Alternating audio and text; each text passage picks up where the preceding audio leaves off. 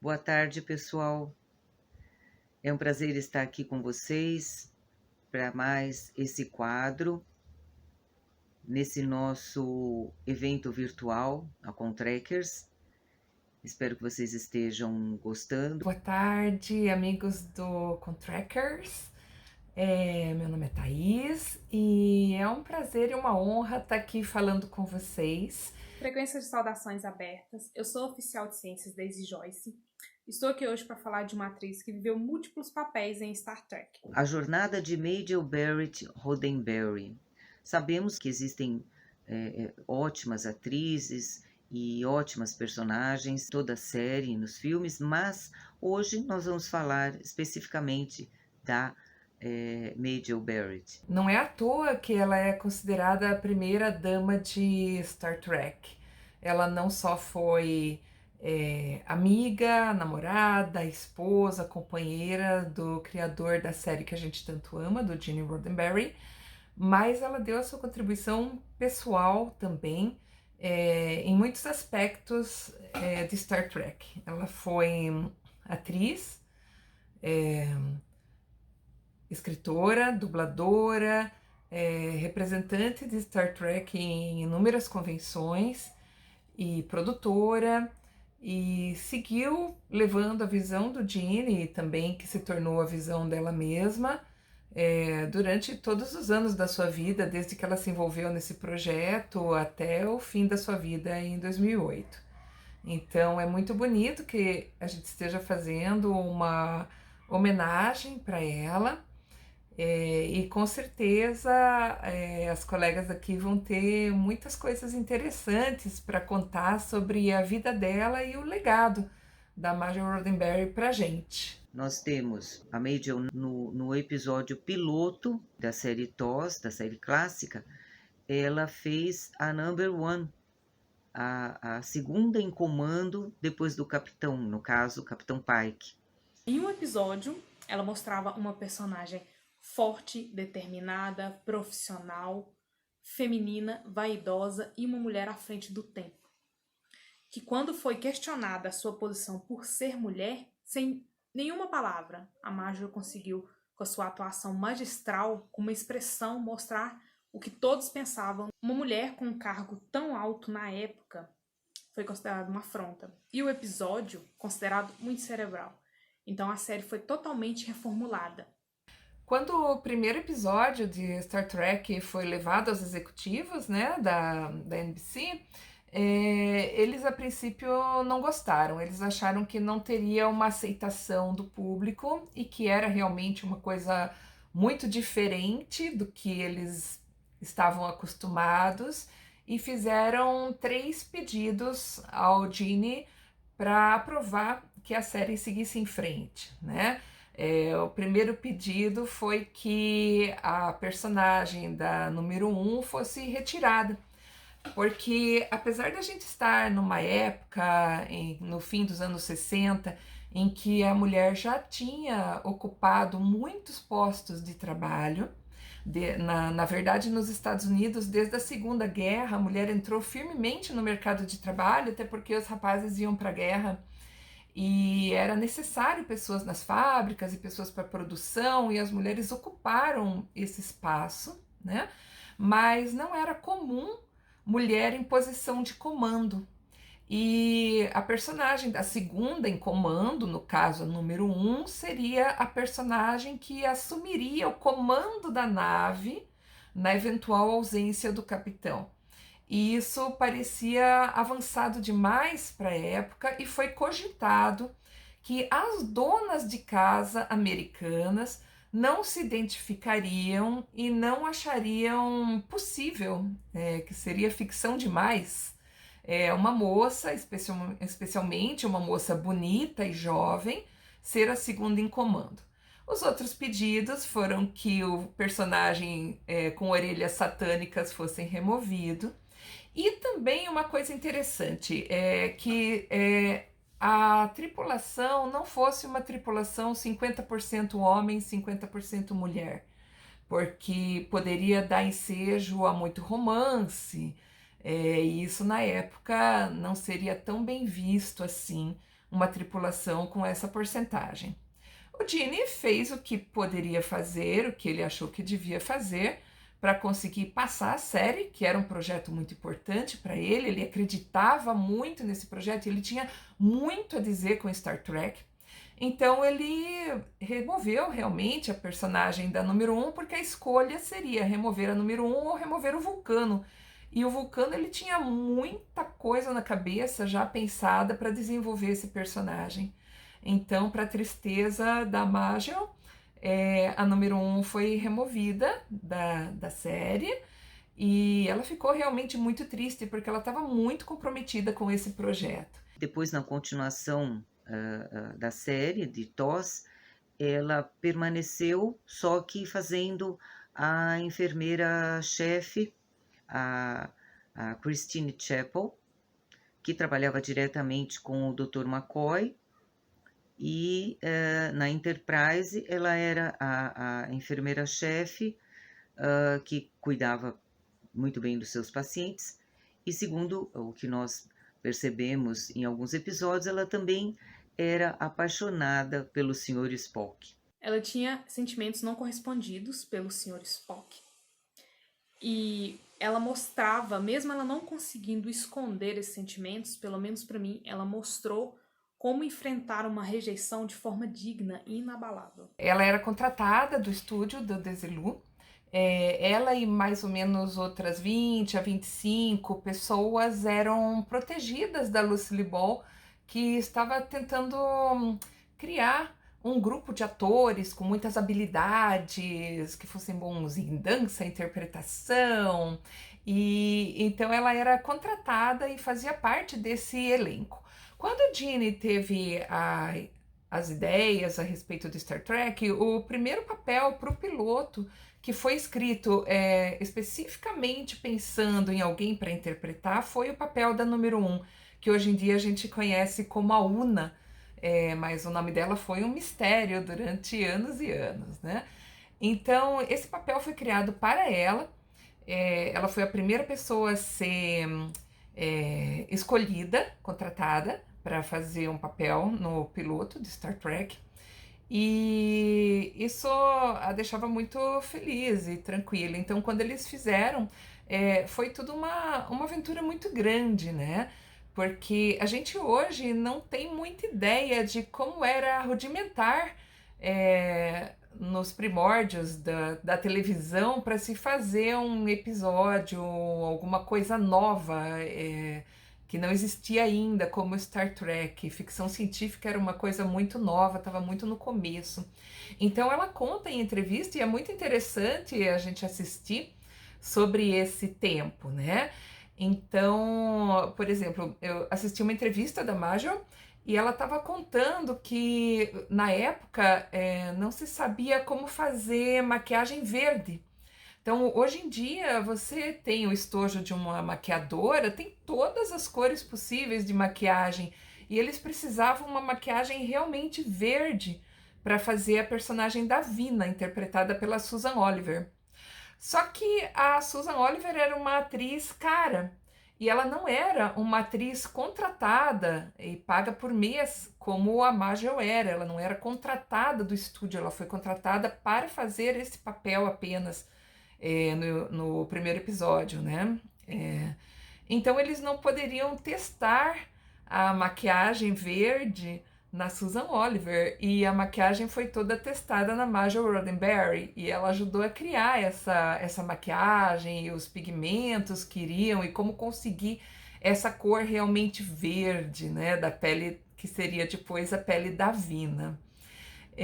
Então a gente vê como era, como estava tudo muito no começo, e as soluções inventadas para Star Trek foram soluções extremamente criativas numa época em que não tinha nada.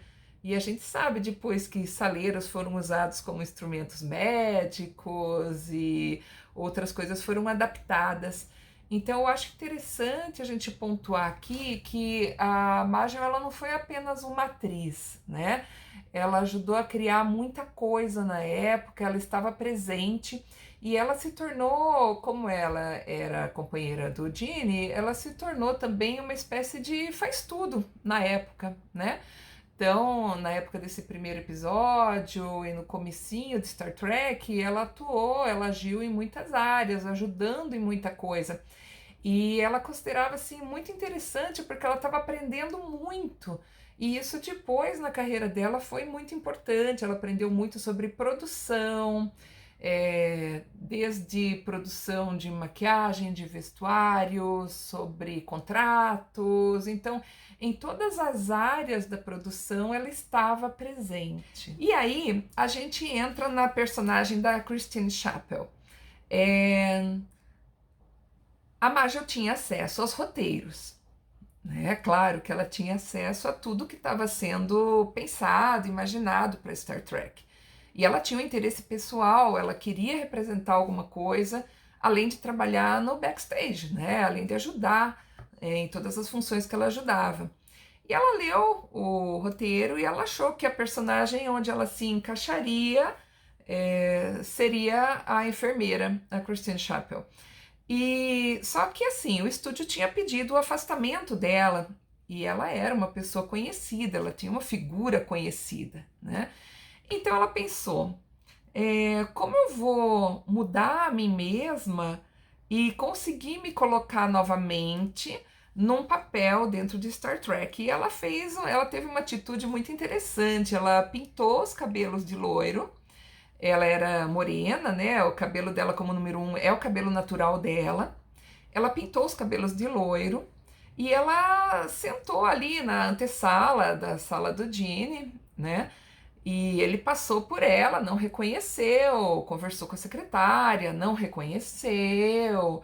E até que de repente ele olhou para ela e falou assim: Majel! Né? Quer dizer, aí ele percebeu quem era que estava sentada ali na antessala, que era a companheira dele, né?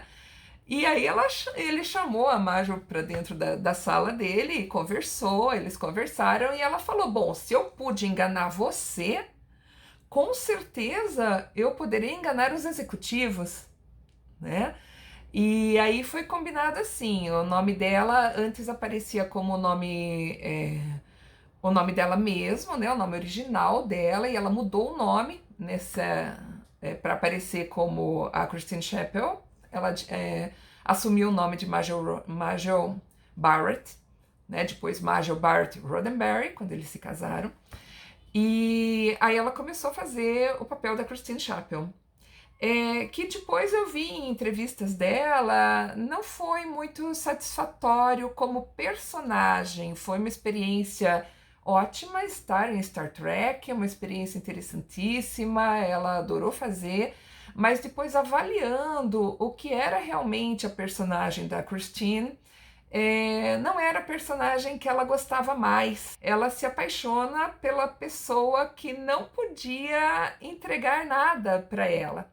Então, um amor realmente impossível, porque o Spock não era disponível, nem fisicamente, porque ele era um vulcano, então, teoricamente, ele só teria um enlace mais profundo a cada 7 anos, e muito menos emocionalmente, por causa de todas as questões internas dele.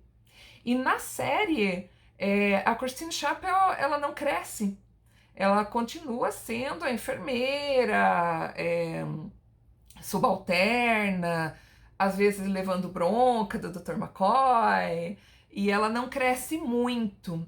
Então, eu sinto, vendo a entrevista da Majel, que ficou alguma coisa por fazer ali. Ela, como na vida real, ela era uma pessoa bastante diferente. A Majel era uma pessoa muito decidida, muito firme, que cumpriu vários papéis, e eu sinto que apesar dela ter interpretado a Christine muito bem, porque era uma personagem diferente dela, mas faltou alguma coisa ali.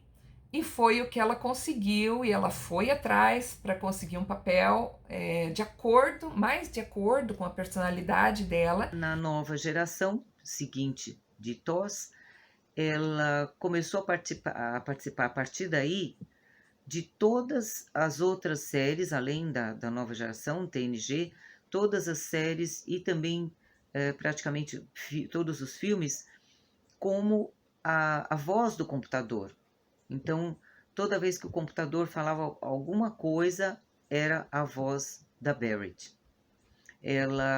Só que na nova geração, além disso, ela também participou como personagem, né? Ela fez a personagem Luxana Troy, que é a mãe da conselheira Diana Troy de Enterprise, né? Então, como ela mesma, ela desenvolveu muito bem esse papel, então a Luxana era toda orgulhosa e ela fazia questão de falar toda vez que alguém, por algum motivo, perguntava quem ela era, ela fazia questão de falar: eu sou a filha da quinta casa, guardiã do cálice sagrado de Rix e herdeira dos santos anéis de Betazed. Ela sempre falava isso com muito orgulho, né, com muita imponência. E essa personagem que a Luxana, que era a Luxana, era uma personagem muito rica e a Majel desenvolveu muito bem, ela fez muito bem. A Luxana era muito extrovertida, ela fazia escândalos, ela falava o que vinha na cabeça, ela era muito intrigante, ela era muito sensual e usava umas roupas todas coloridas, brilhantes, todas sensuais. Então, ela realmente marcou muito nesse papel. Mas a Luxana, quando precisava também ser séria, né, na série, no que ela fazia, ela também sabia desenvolver o personagem dela, a Majel, seriamente também. Mas na parte humorística, ela era imbatível. Por ela ser betazoide, ela lia, né, ela via o pensamento das pessoas, né, o que as pessoas estavam pensando. E por conta disso, ela dizia que todos os homens que chegavam perto dela, eles tinham pensamentos sensuais, né, por ela.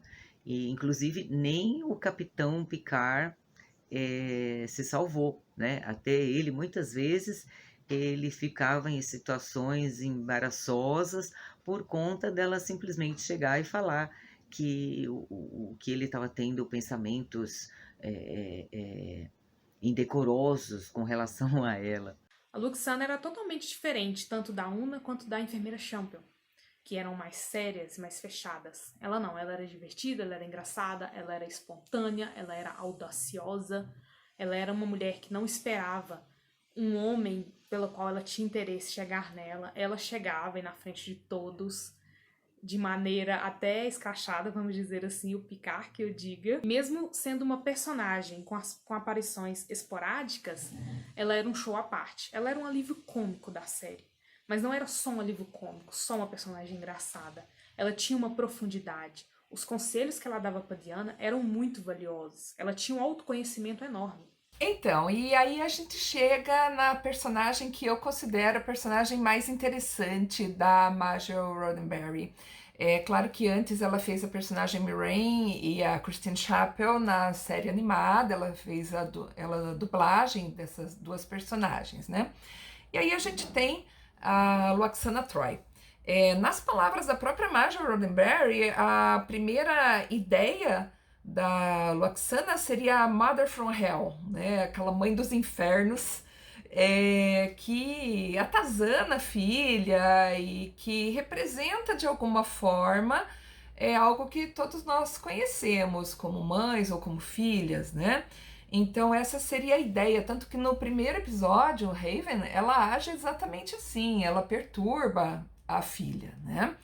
E aí a gente vê que a personagem não ficou rasa. E eu acredito, assistindo entrevistas da Majel e lendo a respeito dela, eu acredito que tem muito dela nisso. Tem muita participação dela nesse crescimento da Luxana Troy como pessoa, como personagem dentro da série.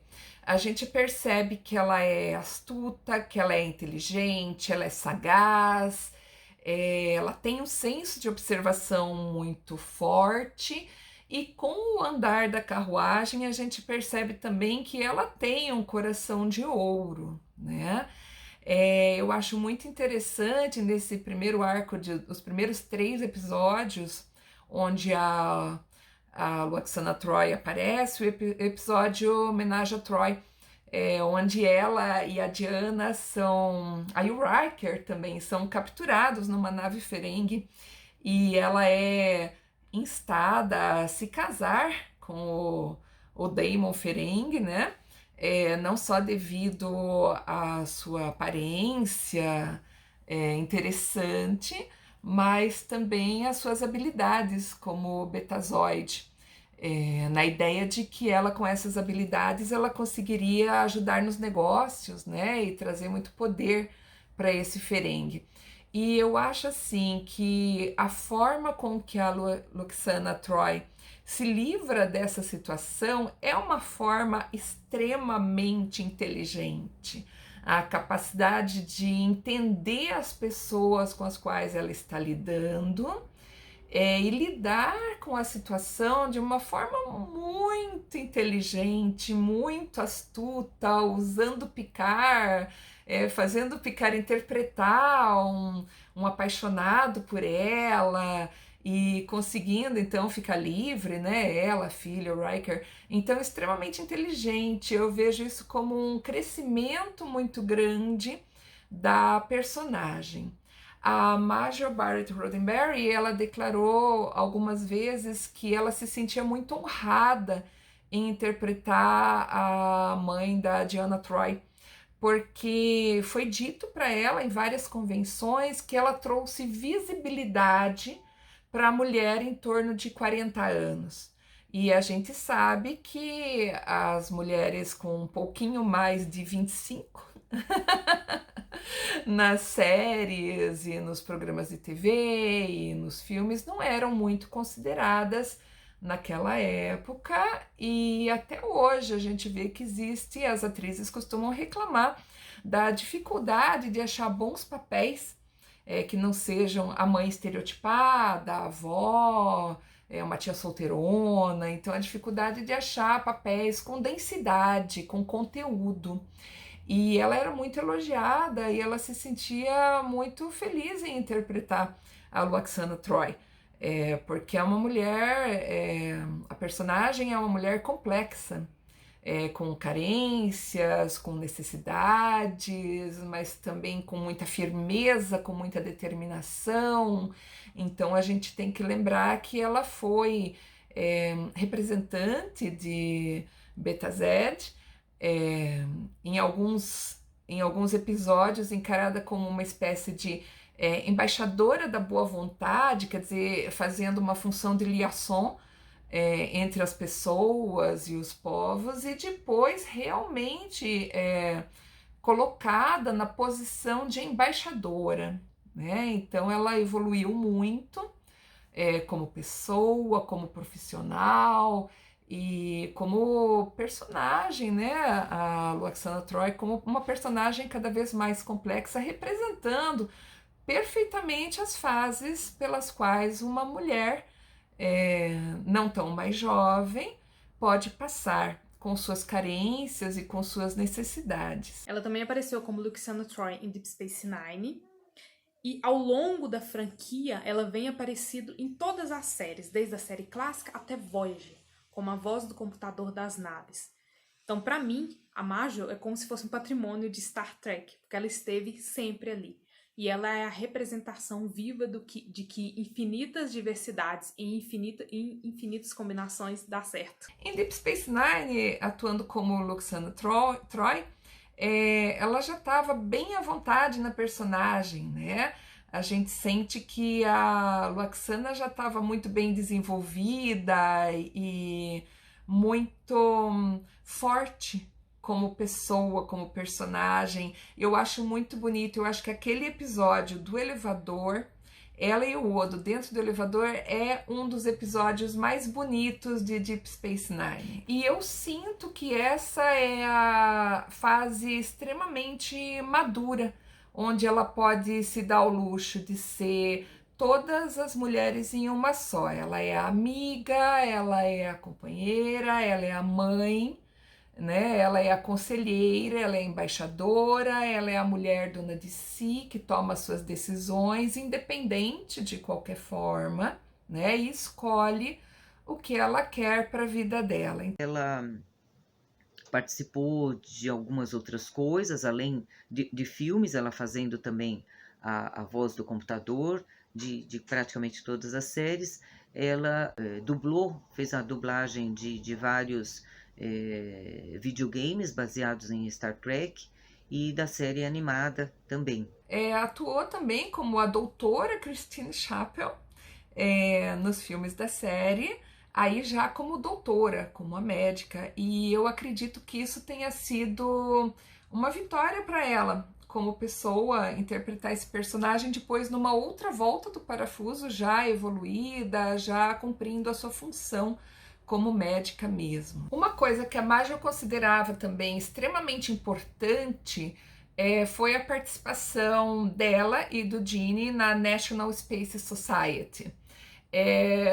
O Gene considerava fundamental manter viva a ideia de levar o homem ao espaço e mantê-lo lá, né? E ela abraçou essa causa também, mesmo depois da morte dele, ela continuou participando em tudo que fosse possível para divulgar a pesquisa espacial. E uma coisa que ela achava extremamente interessante em participar de Star Trek como um todo era a possibilidade de encontrar com astrofísicos, com engenheiros, com pessoas interessadas na pesquisa espacial, tanto na National Space Society quanto em reuniões, em eventos, em convenções.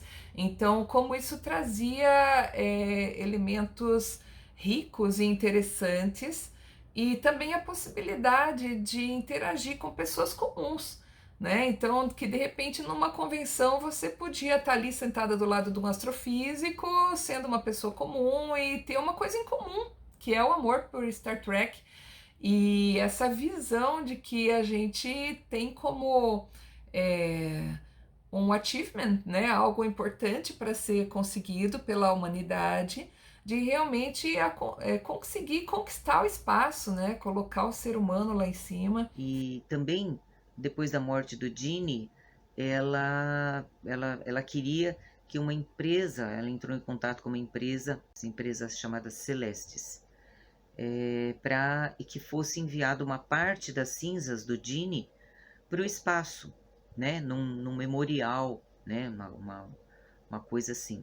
E aí, no fim, o que se tem notícia é que, a princípio, a partir de 2010, eles iriam sim enviar as cinzas, uma parte das cinzas do Gene e também da Majel para o espaço, num voo funeral, né?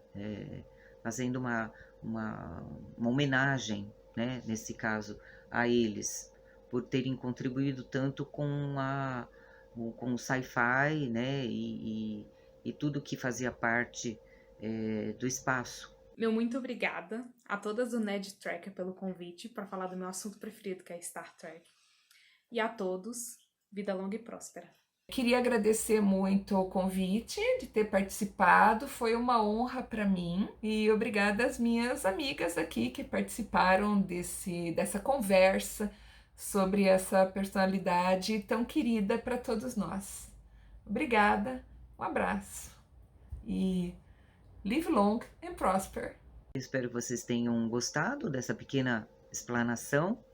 Espero que vocês continuem curtindo o nosso evento virtual e a gente se encontra talvez nos próximos eventos para falar sobre algum outro personagem intrigante e do universo de Star Trek, ok? Obrigada pela participação aqui, continuem com a gente, ok? Vida longa e próspera.